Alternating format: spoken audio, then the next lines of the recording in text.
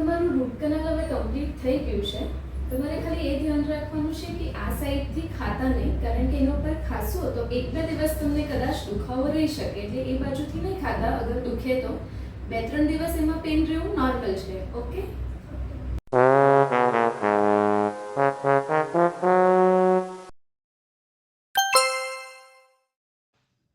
Hello doctor, આપણે જે દાંતમાં root canal કરી છે ને એ સાઈડથી હું ખાઉં છું ને તો મને પેઇન થાય છે. તો તમે બધી નસ બરાબર ફીલ કરી છે ને?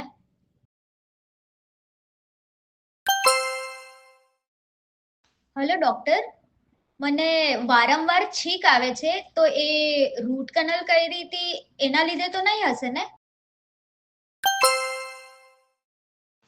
હેલો ડોક્ટર, મને મારા ડાબા પગની છેલ્લેથી બીજી આંગળી જે છે ને એ એકદમથી દુખવા લાગી છે. તો એ રૂટ કેનાલ ટ્રીટમેન્ટના લીધે તો નહીં હોઈ શકે ને?